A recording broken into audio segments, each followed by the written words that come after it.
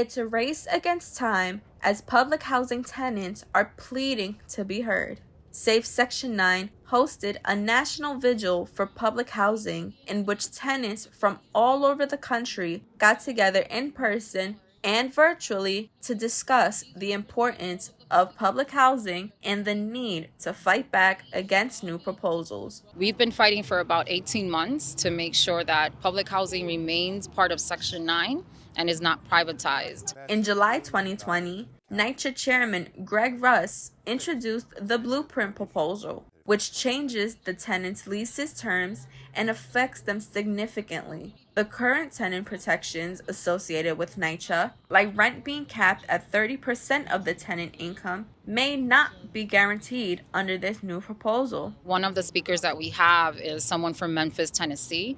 They actually had one of their buildings go through the RAD process. The seniors in that development were given a month to find new homes. At the moment, privatization is one of the few ways to get funding towards NYCHA and its residents. However, the benefits of the funding only last but so long. They start realizing that they're not getting repairs anymore, that they're no longer being listened to by their management company or by NYCHA, and eventually a lot of them end up getting evicted, and that's what we need to stop. While tenants are fighting against privatization, they're also constantly battling with NYCHA to fix their current living conditions. Co-founder of Safe Section 9, Cesar Jock, mentions that he and his family are still waiting to have their sink and cabinets installed. This is just the beginning of the hazardous conditions they face. You also have people that deal with mold, lead, roaches. Tenants encourage everyone to call upon elected officials to step up and take charge.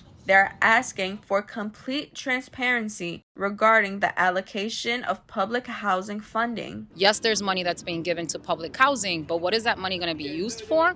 And what is the tenant protection voucher going to do to harm public housing? And they're not having that conversation with the public. Safe Section 9 is a tenant-led group that works to address the policies that have led to current public housing conditions. Through their work with social media channels, petitions, and events like this vigil, they assist tenants in understanding the severity of these new changes. We've been sitting down and looking at policy and translating it so that every single person that we meet in public housing has the opportunity to really understand the decisions that are being made in Washington, D.C. It is up to us to engage within the community to stop the rise of privatized housing. Reporting for BronxNet, Brittany Schuyler Albane.